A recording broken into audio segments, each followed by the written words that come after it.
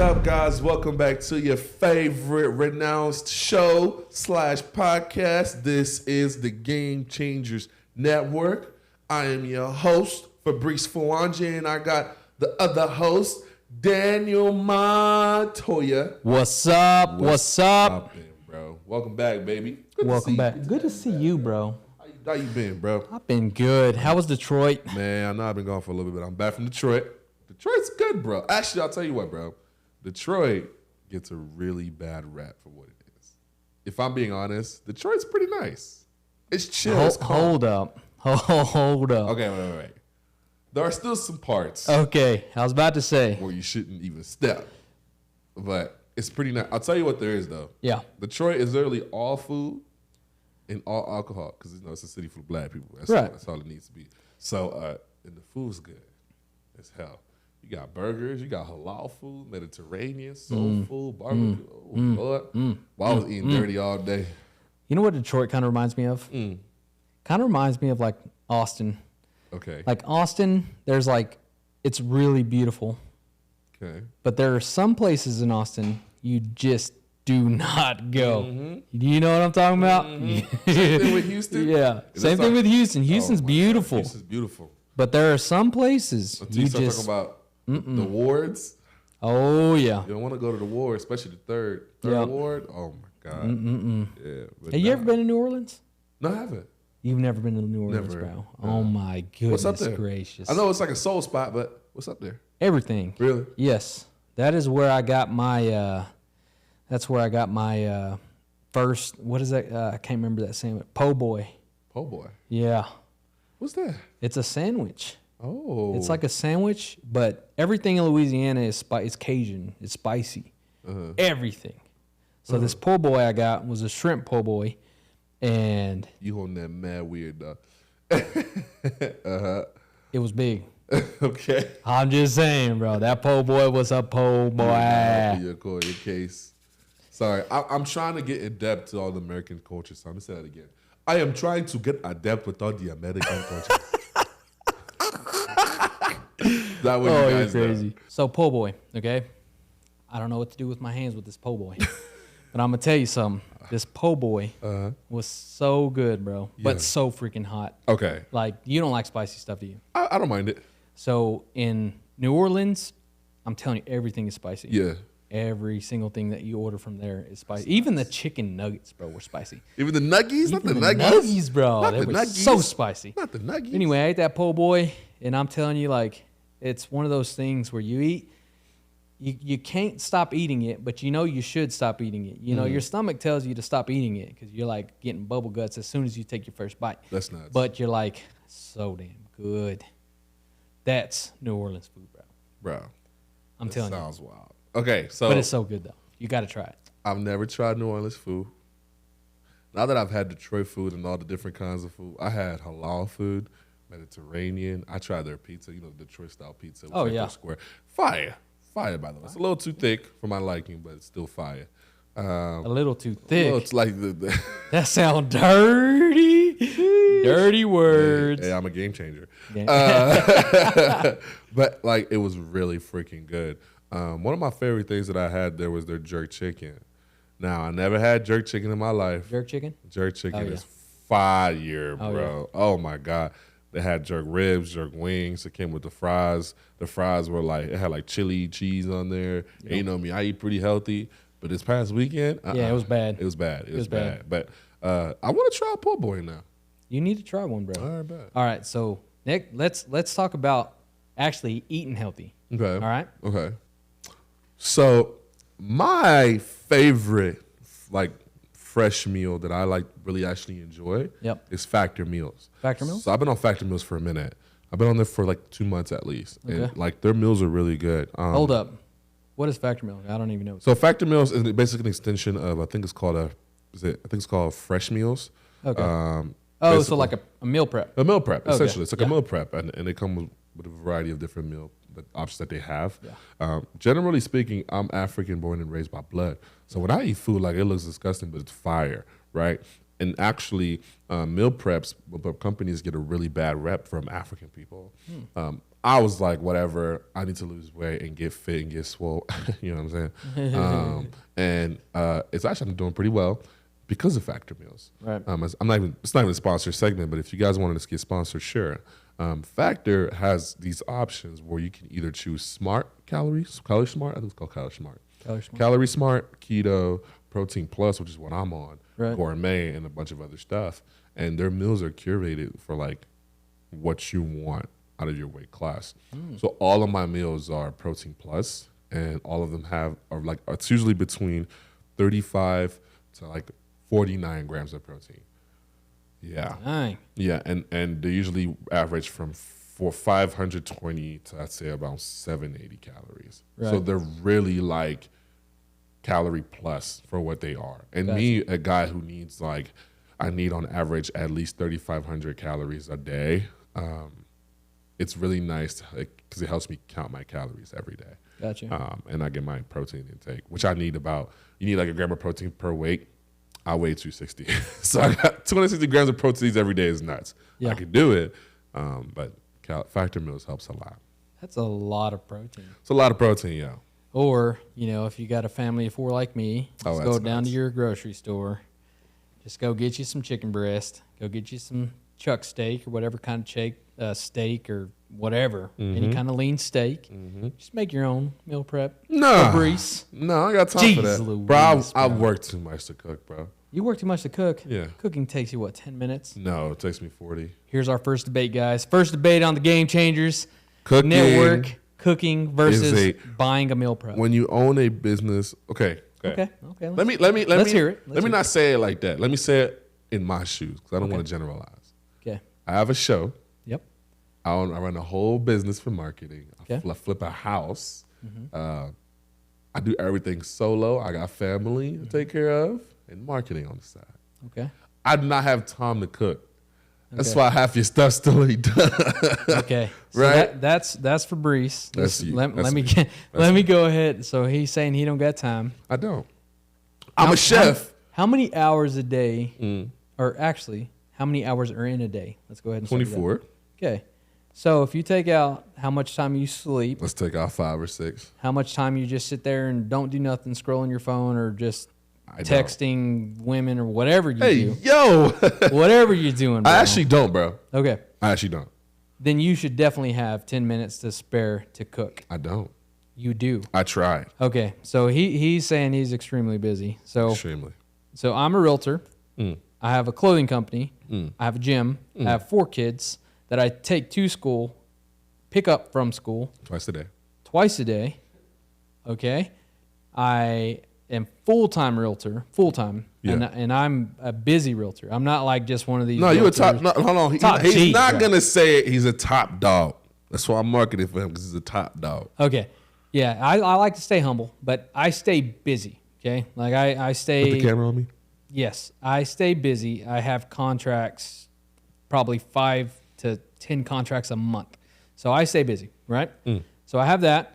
And then on top of that, after my full-time job, I have another full-time job called kids that I have to go baseball, football, Yeah, that's training, and a wife that I still have to spend time with. After the kids go to bed, and then I have wife time. So like all of that, bro. And I have time to cook. You do not cook. I don't cook. My wife cooks. You just negated the whole argument. No. But if I had to cook, I would Yeah. have time to cook. What would you make? Steak, bro. I love steak. Yeah, but so steak is like 15-minute thing. Steak is easy to cook. that's what I'm trying to tell you. You don't got to have all the extra stuff. Just get you some proteins. Right, but How long does it take to get rice in a cooker? doesn't take long, I'm 3 telling minutes, 2-3 minutes. So while you're cooking the steak, put the rice in, and that's usually what even Factor Meals has, right? They have usually rice, chicken, rice, steak. No, not at all. They actually don't have rice. It's like Then what is potatoes, cauliflowers, broccoli. Okay, so potato. How chicken long does it breast. take to bake a potato?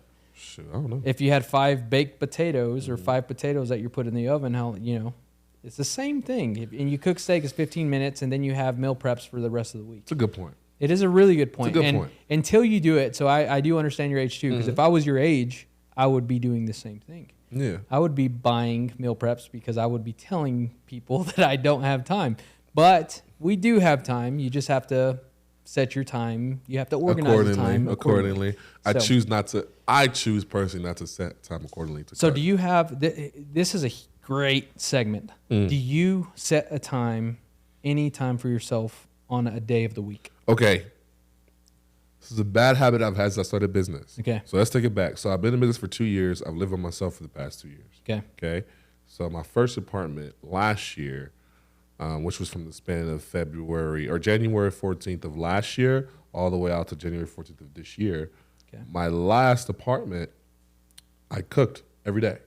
I actually cooked very much so. Bro, I'm like one of those like social media like neat freaks where I have like a air fryer. I have you got all that stuff from Amazon air fryers. That's coming up on TikTok. Yeah, on TikTok. I have you all just bought that, everything. bro. Like I got it all. My apartment looks like a bachelor party. Okay, hold on. You said you cook every day, right? I used to back last year. Okay, hold on. Yeah. So I'm not talking about cooking every day. I'm talking about setting one day aside. So Saturday or Sunday. I'm getting there. I'm getting there. So that's why I was at last year. All right. The problem was last year because I started getting super successful super quickly. Gotcha. The time I set aside for myself disappeared at all times, right? To where like the time where I should be working, I'd actually spend that time for myself.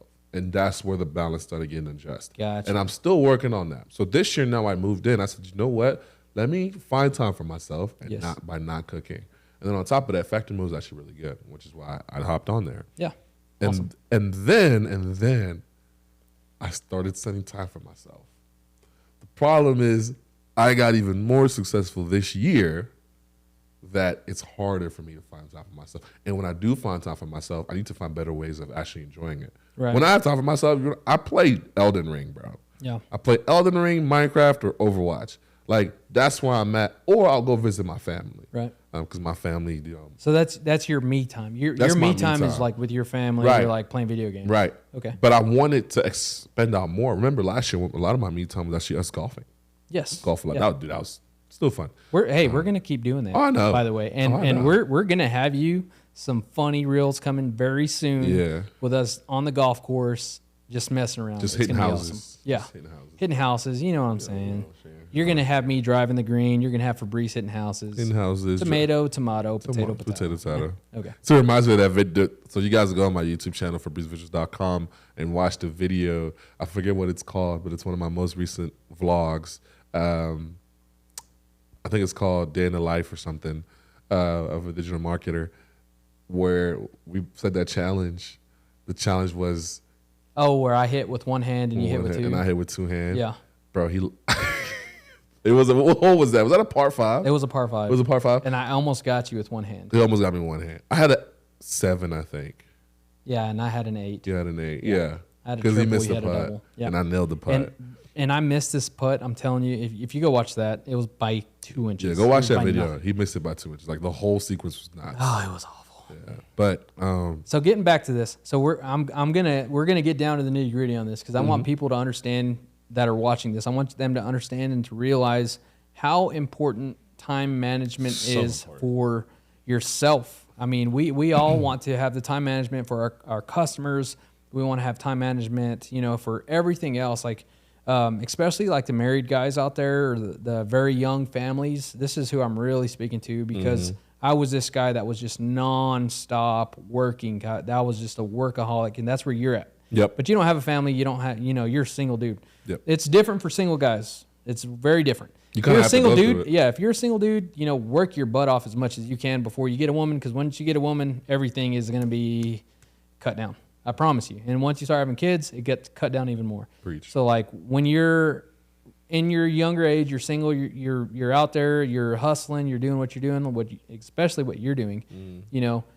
You have to set time aside for you. You do. Personally, because you're going to get burnt out so quick to where everything, like, money is not everything. Just know this right now. I'm speaking to everyone out there. Money's not everything. You can get all the money that you can possibly ask for, and then if you don't have any of me time set aside, that's why a lot of people that have a lot of money are very depressed. Very. very depressed because they don't set a time, me time. You know, it's always about the next thing coming up. The next thing coming up. I have to work 24 hours, or not 24 hours, but you know, I have to work 15 hours a day to be successful, or to be this guy, or to be this whatever. Like, so I'll speak on that. Yeah. Time allocation is important, and the money aspect is great.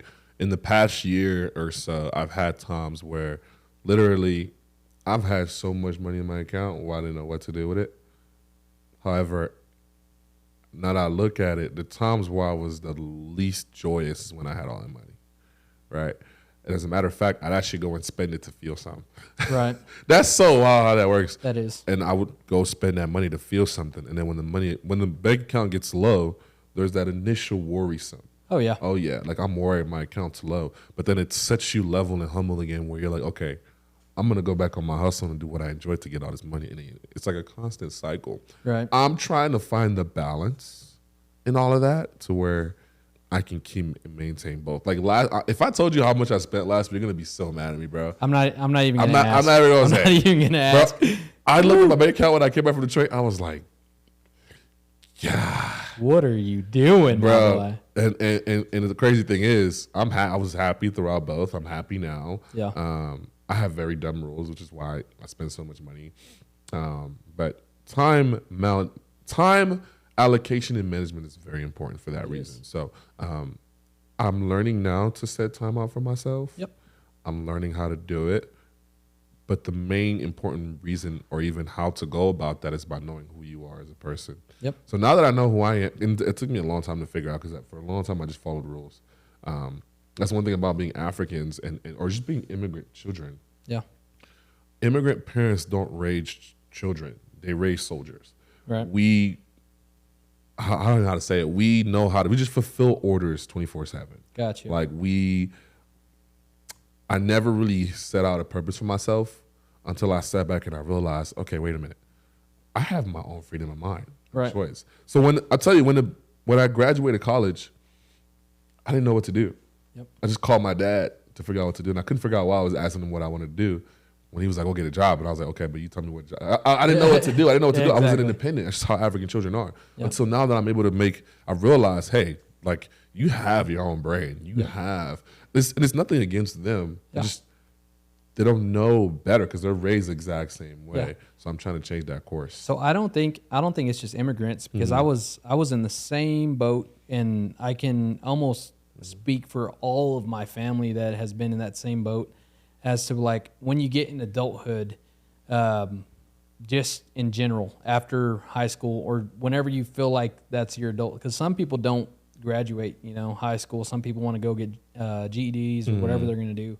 But, like, what do you do after the schooling is over? Right. Or after the lack of, or disappearance of parenting. Yes. After that, what do I do with my life? Mm-hmm. Because up until then, like, when you're in high school, which I don't know if you did this in your high school, but, like, for me, the high school was a purpose, right? I had a purpose in high school because I was wanting to be, the cool kid, or I wanted to be a state winner. I wanted to do, like, I had that purpose and I had that identity. That's what I wanted to do while I was in school. In high school. Mm-hmm. And that brings up a really good point, because I want to talk about a game changer moment. So this is what we're going to call the game changer moment. All right. I like that. So stick with it. Game changer moments that happened in our life to change us into game changers. All right. This is the pinnacle, or something that happened in your life where it flipped a switch. Okay.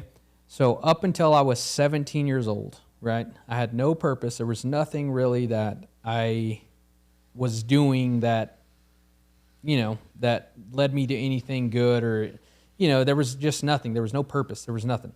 So up until then, I was good at sports. I was good at, I'm a band. Mm-hmm. Hey, band guys, I'm a band geek. I played the tuba. Just understand and listen. Hear me out. Okay, so I was playing in band, right? I was really good. I made all region, like, all the time, without even practicing or trying. That's just, I was just skilled at it. Mm-hmm. And sports, A team, I was on A teams, just played football, track, tried powerlifting, like, just stuff like that. I was just I was just naturally good at stuff. Right. That's just where I was at. But I didn't really like push myself to be like a state champion or like anything like that. I was just kind of rolling with emotions. Okay. My friends were doing it, so I wanted to do it. Yeah. Right. And my friends are like the kids that I grew up with since elementary school. The cool people. The cool kids, right? My little group of friends, they were in football, so I want to be in football. They were in band, I want to be in band. So like up until I was 17, so the summer before my senior year, Okay. something switched in me during our 2 days in football. So we had a new coach assignment, and I'm having to close the door. okay, now just go. Where are you at? The coach assignment. Yeah. Just go ahead and cut it real quick, and then we'll come back after he gets done drilling. It's all good. Huh? It's all good. Just keep rolling. Okay. All right. No, we're good. Are you good? Yeah. Okay. So after the coach, we had a new coach get assigned to our varsity. Yeah. To our varsity.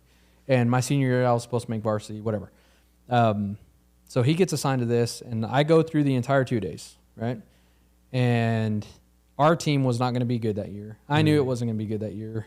I mean, everybody knows it wasn't going to be good that year. I was literally just in football to please my friends. For sure. Because my family didn't care whether I was in football or not. They didn't, it wasn't a big thing in my family. Mm-hmm. My family's not huge sports fans like I am. I'm Yeah. the completely sports different. guy. Yeah, I'm the sports guy. Yeah. But like, nope, my mom, my dad, none of them are like sports fanatics. Just me. I'm the only one that like really wanted to try to pursue it. So anyway, so something in that 2 days hit me to where I was like, I want to pursue something, and I want to this year, my senior year, I want to actually try my best at something, right? Or at least this year, I want to give my all. Strive towards something. Strive towards something. I want a goal. So that year, the last day of 2 days, I went up to one of my coaches, his name Coach Ray Bruce, shout out. And I said, "Hey, Coach Ray, I'm done with football." And I was supposed to be a lineman. You know, they had me at right tackle. Damn. Yeah, and I'm small. Yeah. I'm 5'10". Damn. How you do Yeah. that? And in high school, I was 180 pounds soaking wet. That's nuts. Yeah, now I'm 220, but back in I was not a lineman by any means. This is small school stuff, all right? Small school stuff. He barely made the cut with your barely made the cut. Barely. But anyway. All right. So I told him, I was like, "Hey, I'm done. I'm gonna pursue music. Yeah. I want to try to really push hard and really push for music." And he kind of laughed, a little bit, and he was just like, don't leave your friends, don't leave your family, your team is your family. Don't leave them because, you're scared or this or that." I'm like, "Coach, I ain't scared. Everything you're telling me, I'm not. I just want to give my 100% in something so I can try." And I told him, I said, "I want to make state doing this," right? Like that's my goal this year is to make state playing the tuba. Like I know I'm really good at it. I know I'm very passionate with it. I know that I can put in the work, and I know I can be state. So you actually enjoyed it playing the tuba? Yeah, I love music. Music is my thing. I love music. I didn't know that about Yeah, you. I'm a sports guy. I love sports. Okay. I love music. Uh-huh. So that's why whenever I say give my theme, I love You music. love that? Bro. Okay, I love okay, music. that makes sense then. Yeah. Okay. So I'm a music fanatic, and I'm a bass dude. I love bass. Oh. Like bass is my stuff. Hold on, wait, At my local church, bro, I play the bass at my local. Yeah. At my local. So you're a little soul brother. Yes, that's what I've been trying to tell you this whole time. So anyway, He's secretly black. anyway, so that year, right after 2 days, I quit. And I'm not saying that to quit for everybody. It doesn't work that way. And I would not advise to quit something unless you're going to pursue something else 1,000,000%. 100%. 100%. But don't quit something to do nothing, right? You quit something so you can pursue something 100%. So I went and pursued band 100% that year, okay? So just accolades. I'm just going to give accolades. I'm not going to tell you the whole story. So that year, senior year, after I flipped that switch, all state tuba I made in state of Texas. Yeah. I made it. I don't even remember what chair, 6th chair or something like that. Yeah. But I made all state in tuba. We went to state in marching band that year. So I got 2 states under my belt, and then we went to state, or I made state in solo. So I had 3 Solo states. tuba. Yeah, tuba. That's nice. So I hit 3 state titles, I guess you can say, in music. I hit 3 state titles in 1 year. Now imagine if I would have been doing that and pushing that hard since I was a freshman, right? And Nationals, baby. like it would have been stupid. It would have been nuts. And also, nobody in my entire family had ever went to university. Nobody from my entire bloodline has went to university. So I was the first person in my family to. I didn't graduate. You know, I'm an undergrad. I didn't graduate, but I went to university. And I was the first one, and that was not even in my sight. It was not even in my vision to go to college my senior year. I had no idea. I just wanted to do my best in music. That was my goal, to be best, and that was my game changer moment, is to do my best. And I did my best, and I made state, and I did all this. And then what happens when you work your butt off, right? Things. True. There's things that happen. There's consequences for good and bad, always. Right. Yeah. So what happens when you work your butt off? You get good consequences. What happens when you be lazy? You have bad consequences. So when I worked my butt off, got, 3, I think it was Tarleton University, West Texas A&M University, San Angelo State University. You got A&M? West Texas A&M. Okay. Yeah, that's up in Canyon, by Amarillo. Okay. So I went to Canyon. That's where I went to college, West Texas A&M University. And again, the first person in my entire bloodline that has went to university.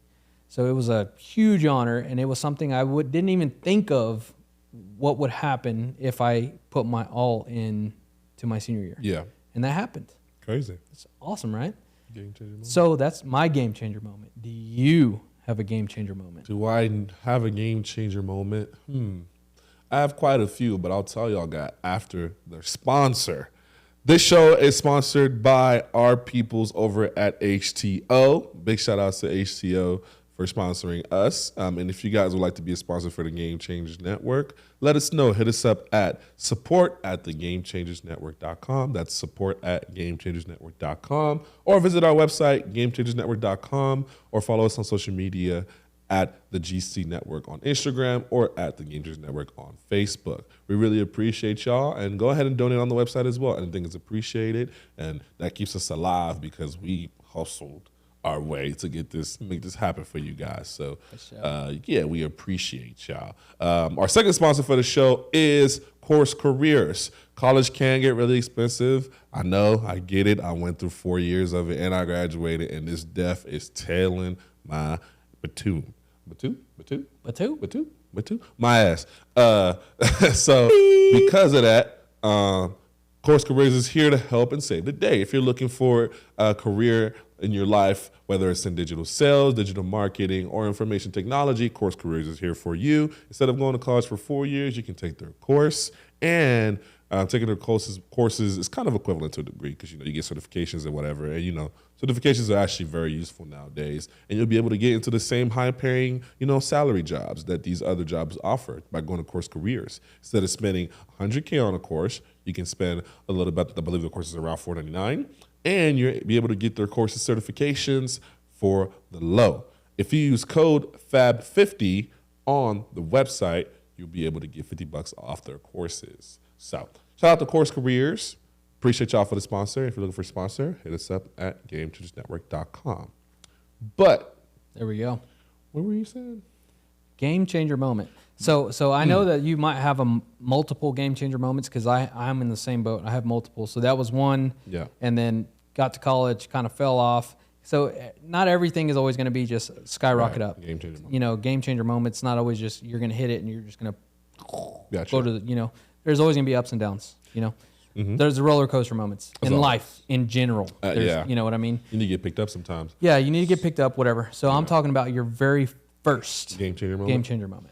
My first game changer moment was when I decided to change degrees from mechanical engineering to economics. There you go. Okay. It was a game changer because it was my first time stepping out of the African tradition norm. Yeah. Oh, because most of us, you want to be a doctor, a lawyer, engineer, one of those big careers. But I said, I want to start my own business. Yeah. Once I got that degree, my second, if not bigger and more known game changer moment is when I decided to move out and start doing things solo. Gotcha. When I got my first apartment, when I got my first car, when I started making all this bread. And it was a really main thing because it was like, okay, what is he on about? Because this kid is on about something and it's working. Yep. And my mom was seeing it and my dad was seeing it and everyone was like, he's doing something. It might be new, it might be old, we don't know, but he's doing something that's nice.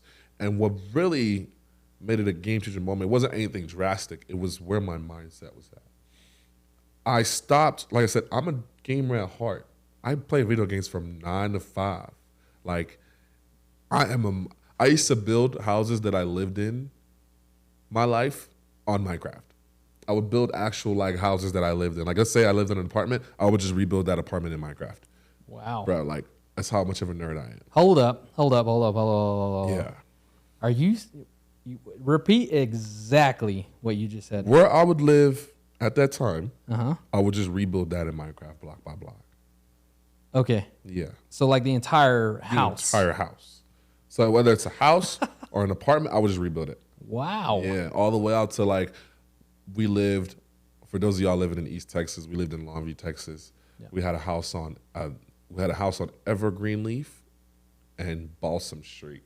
The house on Balsam Street had a sunroof. So I would even go ahead and build like sunroofs out and stuff like that. And like, I was that nerd. And then I played Call of Duty like it was nobody's business back in Black Ops 2 days and stuff like that. Like, I was a gamer. Right, big time. Big time. I think we all go through that because I was a huge, and this was in college, right? Yeah, this was right after. Before, like, this is from 2014. Sorry, 2011. Yep. All the way up to like now. Okay. So 2 decades. This is how old I am. So yeah. Fabrice always calls me old head. Old head. Boy. So back in 2009, this is why, like, I was I wasn't really into game. I mean, I was, but it really wasn't until like we got the online gaming, which y'all, like, it's crazy now. We took over, yeah. Yeah, y'all took over that. Like, now you can't crazy. game online. Or yeah, offline. You can't. It's crazy. Like, you have to game online now. Yeah, you have to. So back in 2009, 2010, we had Call of Duty, what was it, Modern Warfare 2. Woo! Yes. It came out, and that was my thing in college, right? And we would play this, and by the way, I was in a fraternity, Alpha Tau Omega, shout out. ATO. ATO, baby. ATO. Out in Canyon, West Texas A&M. But anyway, so we would always be playing these games because we were in our dorms and whatnot, but that's how we would like communicate. And at that point in time, like, I was explaining to my mom how online gaming works, and I had the headset, we had the little speaker. Get it. They did not. She didn't understand. She was like, "Who are you talking to?" Like, "I'm talking to my buddy," and she's like, "Where's he at?" I was like, "He's in Amarillo." She's like, "How are you talking to? Like, what? Like, how are you doing this?" Because she didn't know, and it was like constant. When that game came out, like, I was on that game probably 3 to 4 hours a day. Bro. Like, I was on that game. Like, I was trying to get the best accolades. I was trying to be better than all my friends and stuff.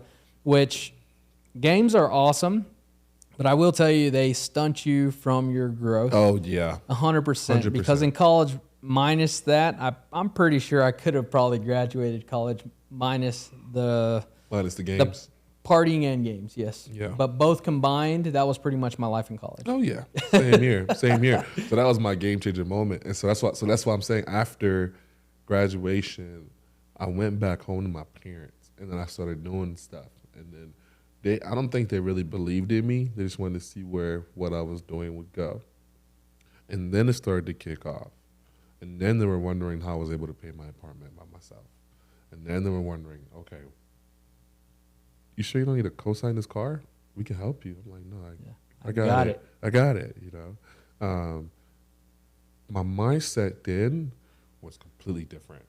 Yep. It was, bro, like, it still kind of is. Now I kind of bring my inner child out because I'm able to, it's like a therapy thing. I like to bring my kid out so I can let him live a little bit because he didn't get to live when we grew up. He was mostly suppressed. But my discipline set off. My motivation was there, and that was my game changer moment to see that I'm able to do this for myself, and to see that I'm able to do this for myself, and it can reap, and my siblings and my family can reap the fruits of my labor. That was amazing. Yeah. Like, So you want to talk about? I'm 23 still, right? So it kind of still feels cool. It's new to me. You want to talk about feeling like the man? Oh yeah. Oh, I mean, you're a father of 4. They look up to you, like I feel it. being like the man. What's that song by Lloyd Black? I'm the man. I'm the man. I think it is called The Man. Amazing feeling. And so that was my game changer moment. Another one was actually just this trip in Detroit. So I went to Detroit for my cousin. She's the first one in the family to become a doctor, right? I'm the first one to get like a full-on degree here in the States, but she's the first one to become a doctor. Wow. Well, she's going through her residency now. Yeah. Maybe she can write me up some scripts. Oh, for sure. Yeah. For sure. I got this thing going on with my knee. I told her, I said, look, when I'm hurt, I'm going to need all that moxicillin. Right. You know, I was asking her all this details. I told her, I was like, what's the meaning behind creatine? She was like, oh, it's useless. I was like, you're a liar. You're a liar. You went to school for nothing. You went to school way too long. For nothing. You don't know nothing. You're done. Your degree's useless. Yeah, just go do photography or something. You know. But I was taking her pictures, and the whole trip, like, it came out of my pocket. I didn't even charge them for anything. That's family. Mm-hmm. But I still was able to buy them gifts. Yep. And kind of just spoiling them on Niagara. Like, so we went to the Nike store. I bought these kicks, by the way, which are fresh out the shots. Dang. Fire. I bought 2 of those, and then I bought some new clothes. And I told her, I said, look, whatever is here, just put it in the basket. Bold of me. Very bold of me. But it was cool to be able to do that because we grew up together, you know, since I was 7. When I was 5, she was 13 or something. She's basically my aunt. And so it was cool. And then my other cousin was there. She's younger. So it was just cool to kind of you feel like the man. You feel like you're able to help in any way, shape, or form. Yep. And so that was another game changer moment. It's important to have these things. Kind of like a reset, a regrind, because you probably went through it multiple times. Oh, yeah. And it's not I mean, you try your hardest to make I guess you could say a comfortable living or be the man or whatever. Right. So, but you have to understand too is like what goes up comes down. You know, to every action there's a reaction. Right. So for me, young me, after I quit college, I came back. You know, got in the oil field, and that completely changed mindset too. I actually started sales before I got into the oil field. So I've actually worked for a sales company, which I'm going to say right now. Okay. This is kind of embarrassing, but I'm going to say it anyway. This is new to me. This is some real, you're getting to know the real Daniel Montoya. This is new to me. I don't know nothing. Yeah, this is kind of embarrassing, but I'm going to say it anyway. So I used to work for this knife company. It was called Cutco. Okay. And if you know anything about Cutco, there was a sales office in Midland, so I had to go to Midland every day, and you had to dress up in suit, like a whole get up, a long sleeve, blazer, the whole get up. Mm-hmm. This was to sell knives, okay, like cutlery knives, and that was my first ever sales job. And when I got there, you know, at that age, I was just trying to get a job, so whoever would hire me. So I got that job, and my first commission check on that was like $600. Sheesh. And I sold some knives, bro. Just a set of knives. I was like, I'm making this kind of money doing that. Just all I have to do is sell people knives, and the knives were really good. I mean, they're if you don't know Cutco, go find you some and you'll see. I mean, they're really nice knives, and you had to do demonstrations, and you cut pennies, and like it was crazy. You had scissors, you had knives, you had fish knives, you have all this stuff, right? So that's my first job, and I was making a decent living. You know, I was making about roughly $1,500 to $2,000 a month, and how old was I at that? 20 years oldish. Take it. That was awesome. It's amazing. Right? And I was living with my parents. I didn't, you know, no bills, no nothing. $2,000 is awesome. Great. Right?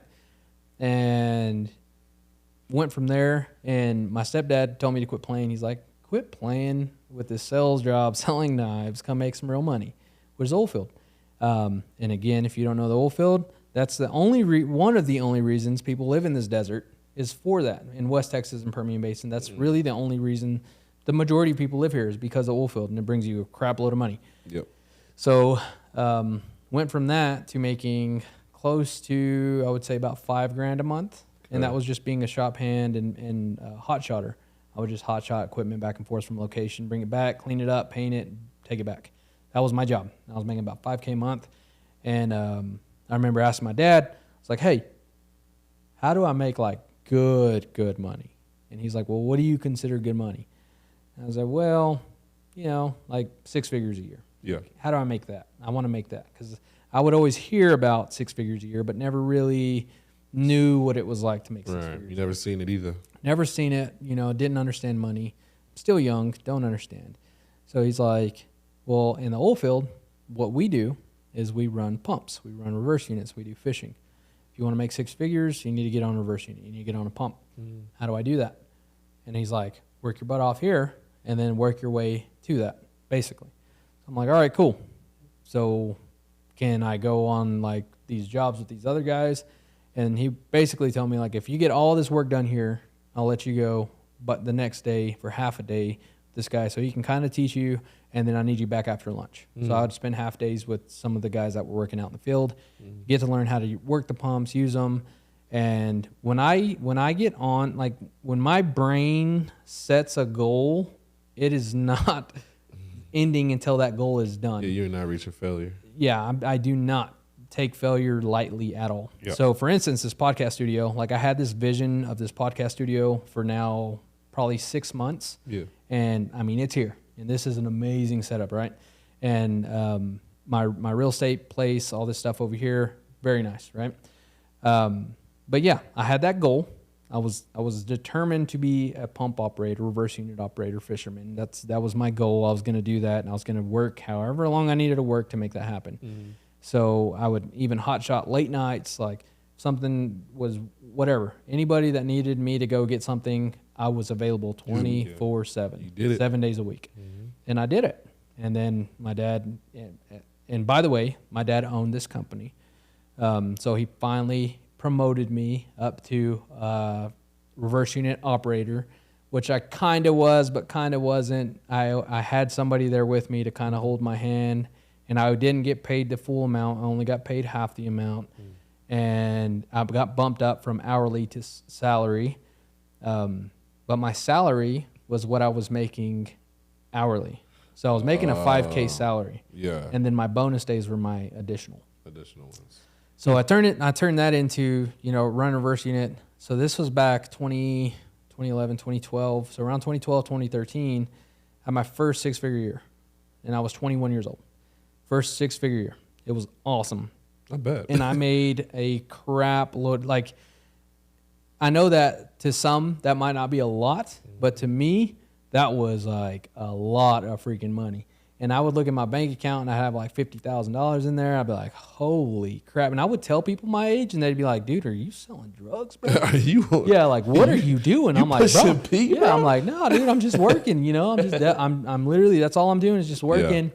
And, you know, it's so funny because I would be doing that, but like how you said, like you felt like the man.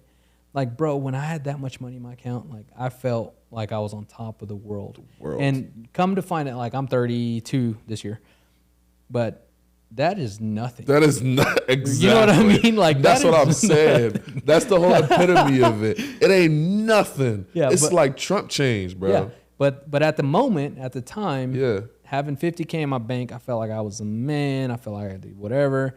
And that's kind of whenever I started dating my wife. And she didn't know, like, the crazy thing about Kelsey, bro. The crazy thing about Kelsey. Shout out to her. Shout out to you, baby. She helped us set up this whole thing. Yeah, this whole thing is like her setup. This whole setup is her. Yeah, she's awesome. She's awesome. But the crazy thing with her is that I don't want to date a gold digger, or I didn't want to get with a gold digger. I don't want somebody to date me or get with me because I had money, or I had wealth. So with her, I would always look like a bum. Like I would always be in gym gear. I would always have sweats on. I would always have a hat. I would never look good. Like, I would always be ragged. You know, like I would never look good around her because I didn't want her to date me because I had money.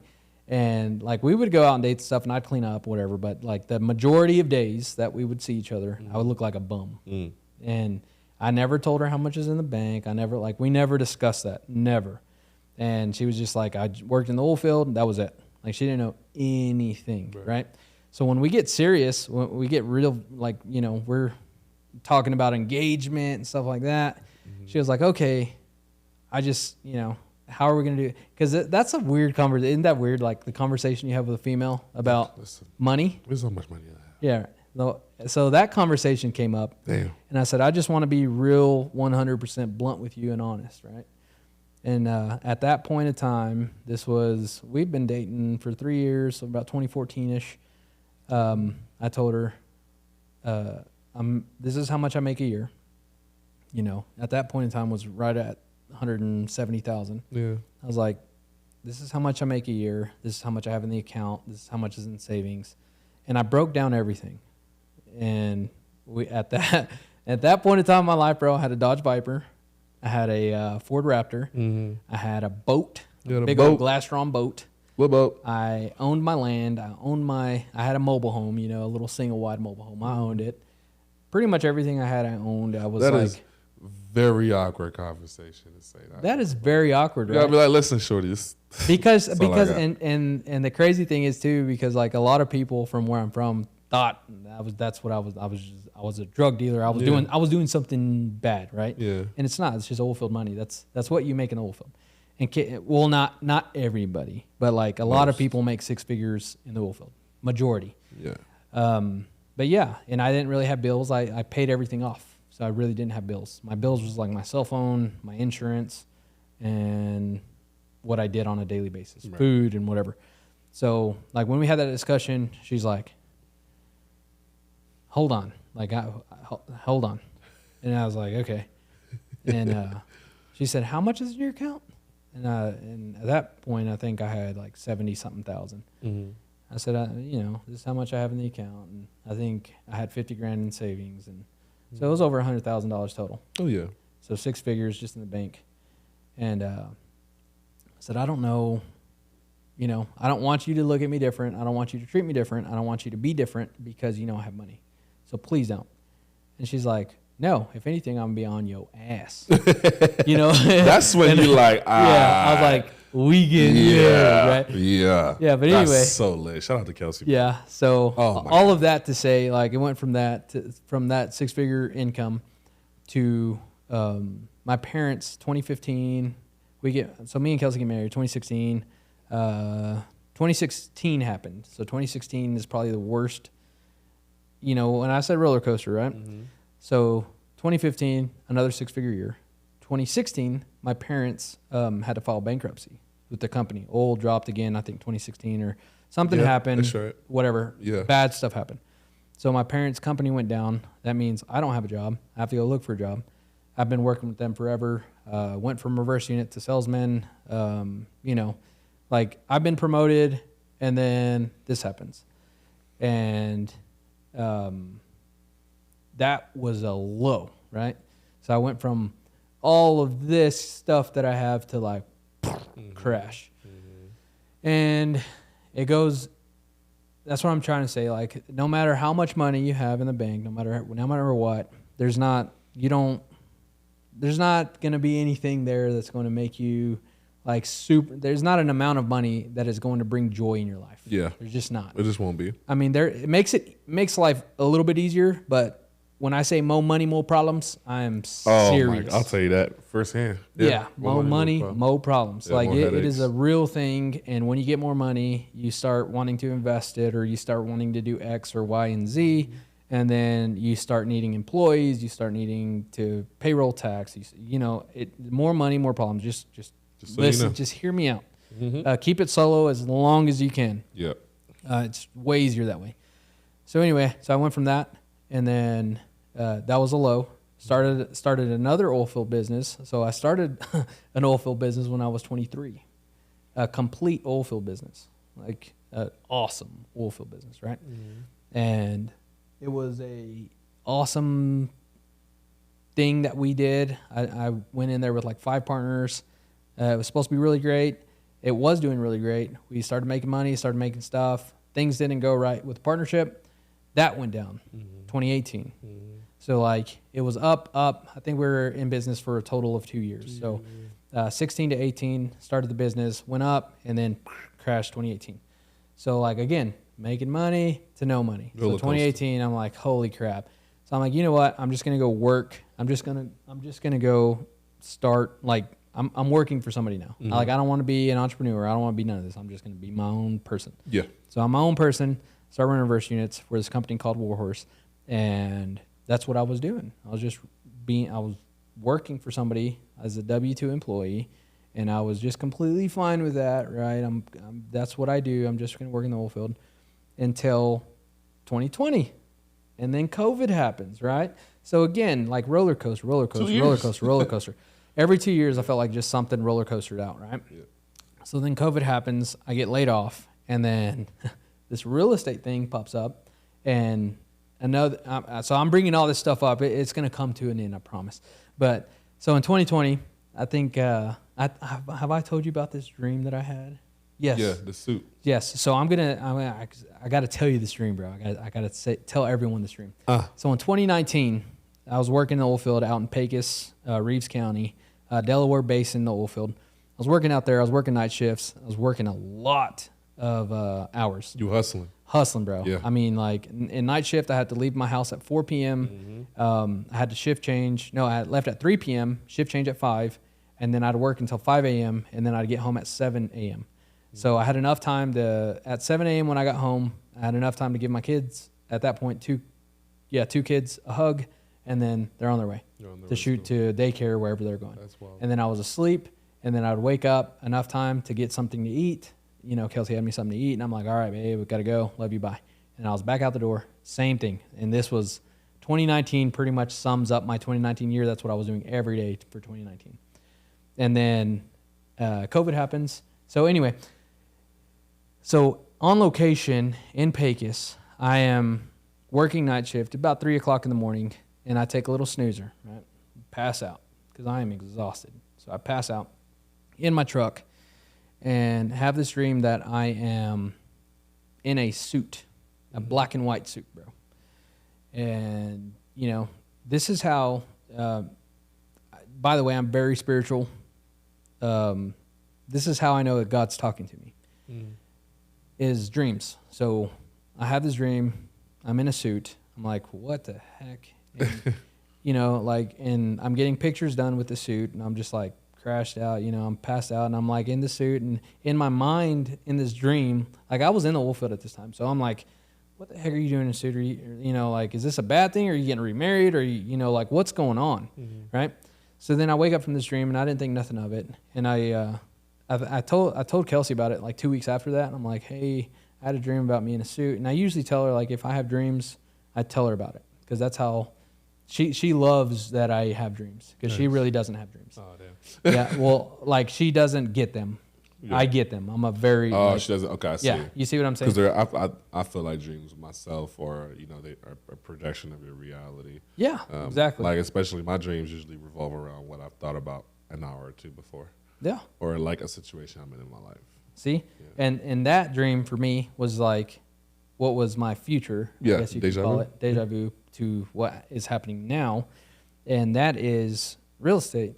So that picture, by the way, is the same picture that I have standing up with my hands on my suit. So if you look on my Facebook page, you know, Daniel Montoya, real estate agent, or like my Instagram, what is it, Daniel Montoya? Then Daniel Montoya sells Texas. Sells Texas. Or sells TX. Yeah. So if you go look at those, you could see that picture. I'm in my black and white suit, and I have my hands on my chest like this.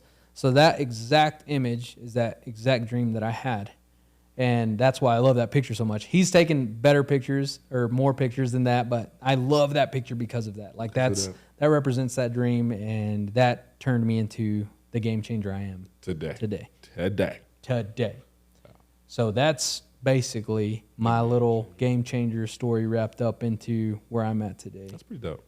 That is pretty dope, bro. Man, it's crazy how everything kind of happens. Life loops around, and I love it, man. I think one of the key things that we forget to omit in life is just some of the checkpoints that we're at. You know what I mean? Like, there are certain checkpoints that we have in life that we're supposed to be at, we're supposed to attain. There are certain moments in life that tell you, like, hey, slow down. I'll tell you one of my moments. Last year, I start learning about business, and I start kicking off in business in January. February, I'm popping off. I think January is my first like 10K month. February last year, I made 20. I was like, what? This is insane. And I'm like going nuts. Like in my brain, I'm like, this is wild. March rolls around. Slow month. I'm like, damn, what's going on? Like, you know, and it's because I was fulfilling orders. Yeah. April comes in, I have a big client lined up. I'm like, cool, I'm about to get it. And then I get the client, I start fulfilling things, but I've realized myself getting burnt out. Yeah. Now, mind you, at this time of the day, I'm sleeping 4 hours a day, every day. 4 hours a day, every day, no rest, barely eating 1 meal a day. And it'd be like the Chinese spot because it was on the way home. And I go home to edit because I'd be outside all day. Yeah. I'm like, dude, I got to take a day off. I got to rest. Nah, bro, forget that. Hustle culture, no days off ever. Whatever. The Lord told me to sit my little self down in the meanest way. Mm-hmm. So my schedule was this. I'd wake up Tuesdays and Thursdays. I'd wake up at 4. I'd go hoop from 4 to 6. And then from 7, I come home 7, 8, get breakfast or whatever, start working from 9 to 12 or 9 to 12. 9 to like 3 p.m. and then like, or 9 to 6 p.m. I come home and then from 6 to midnight, I, edit or whatever. And then it start over. So I think it was April 27th. I wake up at 4. I'm like, hell yeah, I'm about to go hoop. Heck yeah, I'm so excited. I get up there, I go drive. Start dribbling, crossing dudes, getting my rebounds, doing my little thing. I ain't no LeBron James. I also ain't no Tristan Thompson. I ain't no Draymond Green. Yeah. But I'm doing my thing. You in the very, very back. No, I'm open. Oh, you hooping? I'm nice, boy. I'm nice with it, boy. You dunking? Oh, you know what's up. So here's where things get interesting. Okay. I don't dunk in game. No need to. Yeah. I can just put it back in your face. Way up. Game's over. Everyone's done hooping. Everyone's putting their shoes on. I'm like, man, I've dunked the ball in a minute. Let me go dunk. All right. So mind you, I'm reaping the fruits of my labor with success because I'm eating out every day. Mm-hmm. I'm picking up a little weight. I'm like, I think I was borderline like 275 or something like that. Yeah, I was big. Though. I'm like, man, I could dunk. Man, that's fine. I'll go in there. Boom, boom. 1, 2. I hit the rim. I'm like, damn. Am I not jumping high enough? What the hell? Okay. I don't even hit the rim. I'm like, what the hell is going on? I'm a dunker. Quit playing. All right? So I try one last time. 1, 2. Pop. Knee goes. Oh, dang. Boom. Patellar tendon rips. My funny bone goes I think it's like a whole inch above my knee. Yeah. So your funny bone is supposed to be here. Mine went right here. You mean your knee? Kneecap? Your kneecap. I said funny bone. What the heck? Yeah. My kneecap. My kneecap goes a full inch from where it's supposed to be. Egg, no. My patella, because I don't know if you know this, but your kneecap is connected by 2 tendons. Your tibia tendon, which connects your top of your leg to your funny bone, or to your kneecap, and then your patellar tendon, which connects your kneecap to the bottom leg. So Biology 101, by the way. Anatomy. Anatomy 101. Anatomy 101. That's how much of a nerd I am. So I'm looking at, I like go up. I'm in midair when it pops. I fall. Now, I don't know if you don't know this. I don't wish this on anybody. When you lose a leg, you lose your whole body. All control was gone. So I land on my shoulder this way, and I roll. I'm in pain for like 15 seconds. I recoup. I look at my knee, bro. It goes flat. You look at the knee bone, it caves in. It was disgusting. It was wild. It was grim. I'm like, yeah, bro, I dislocated it. It's fine. I could probably pep it back in place. Dude came, I think his name was Brian Williams. His mom is like a doctor now. He comes up, he's like, yeah, bro, looks like your tendon's gone. I'm like, bro, shut up. Whatever, you don't know. He's like, nah, I've been through that. Looks like your tendon's gone. Whatever, I didn't think it. Dad comes, picks me up. By the way, my dad put me in his car. I'm 6'6", right? I had to lay in the back seat. Puts me in. Slams the door on my leg. I'm like, Dad, I don't have a leg right now. What's wrong with you, bruh? He's like, sorry, son. Sorry. That's how he talks. Sorry, son. We get to the ER, which was an idiot move because they charge you out the wazoo when you go to the ER. But they scan it. He comes back in. He's like, sir, we got to inform you. I'm like, what's going on? Is this dislocated, right? You can pop it back in. He's like, no, It's worse. Patellar tendon ruptures. I'm like, patellar tendon? Bro, what is that? I know anatomy. What is my patellar tendon? That must have been the class I missed because I didn't know what that was. I don't even know what it is. And you're telling me right now, and I still don't know what it is. And I'll never say it again. Patellar tendon. So, like, it was nuts. He's like, it's gone. You're going to be out for at least 6 months. I'm like, bro, I just got a car, bro. I just paid rent, bro. Like, I got to go out there and work, make money. He's like, nah, you're going to have to sit down. This was such a game-changing moment for me. I didn't realize it at the time, but I love that moment now because it made me realize just how much I was untreating my body, untreating myself. Hustle culture is great, but I am living proof that it's not cool. You got to pace yourself. Yeah. So I was out for a month. So all this money, January, February, March, April, I'm out. May comes in, oh, I'm struggling, bro. I think I paid off everything, and I was down. I think I overdrafted like $200, but I paid off everything. Yeah. So I was out that whole month, and then by the end of May, I was able to walk finally on a stretcher or on crutches. So I ended up just started working back slowly, picking it up again, and I learned it. But the reason I say that story is because the Lord has a way of telling you, hey, you need to chill.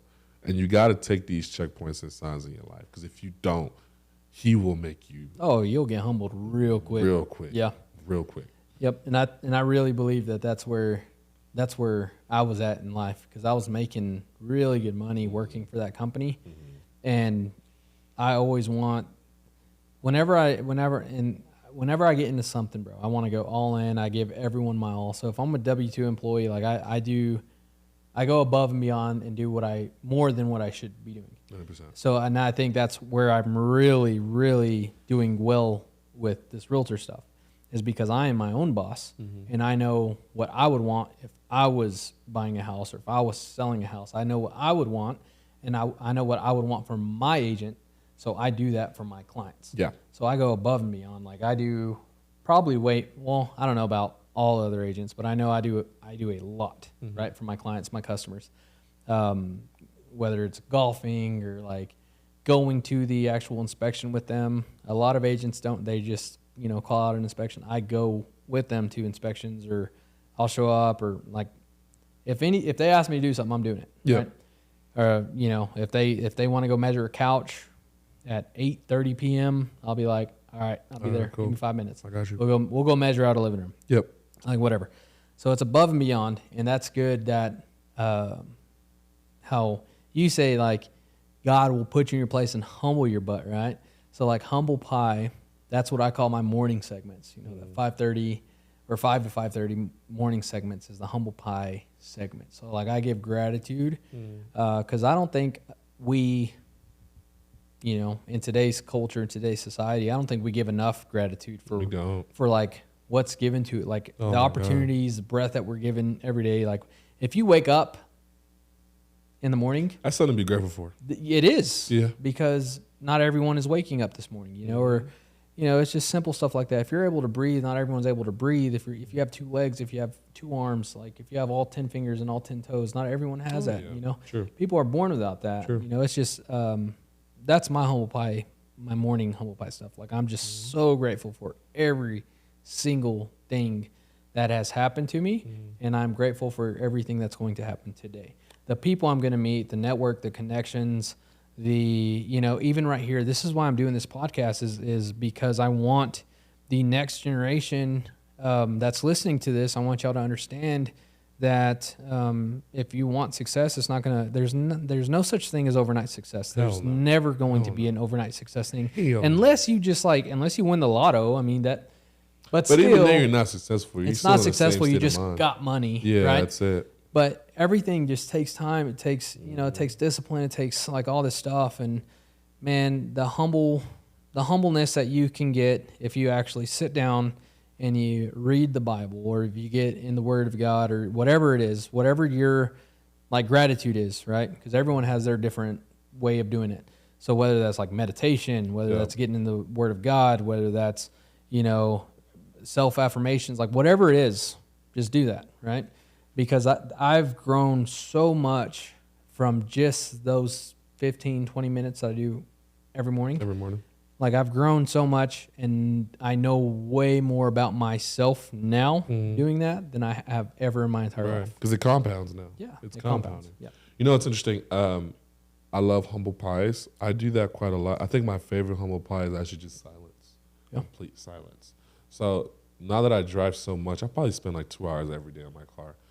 But actually, that's probably about right, give or take 30 minutes.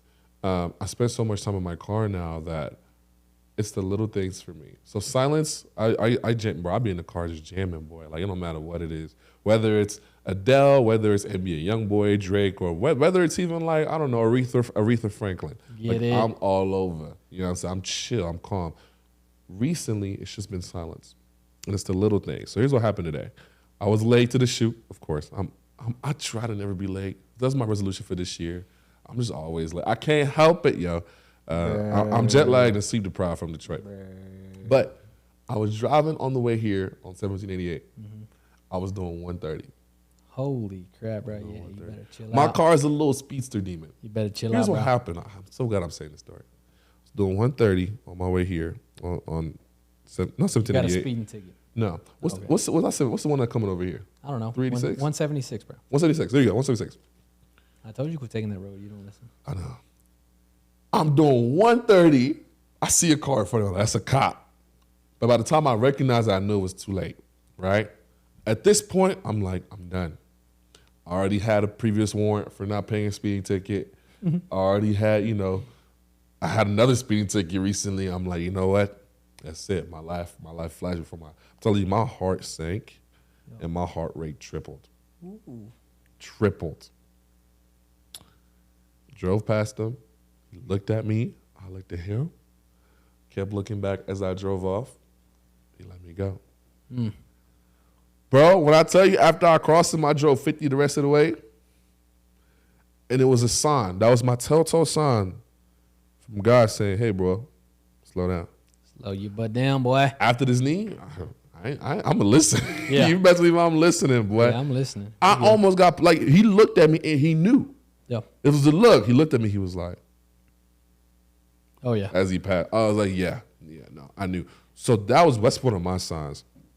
And then on top of that, I don't know. I feel really good physically because I'm eating very healthy. Yep. But also just being late everywhere. That's another sign. Like, because it compounds. You shouldn't be late everywhere. So I'm working on that. But I think it's important for you guys to hear these sides of the story. Like I said, you're 31. I'm 23. Like, I'm going through it. I'm no legend. I'm no God. I'm no LeBron. I'm no Grant Cardone. But I'm a 23-year-old honest kid. Like, I'm going through these steps. You can too, but you can do it better. Even if you are like 45 and you are now realizing this stuff, like, you can go through these better than we can. That's why we have this show, so we can tell you how to become a game changer in your respective field. Yeah. Even if you're 17 working for your uncle for free, Mm-hmm. even if that is you and you're listening to this, that hitting switches in the back. Put the camera on me. Even if you're 17 Even if you're 17 and years got old, kicked out of your parents' house. got kicked out of your parents' house, your grandparents' house, and your 'Cause you girlfriend's house, Stupid. you too can become a A game game changer. changer. Thank y'all for watching, and we'll see y'all next week or tomorrow. Probably Next tomorrow. episode, baby. Yeah.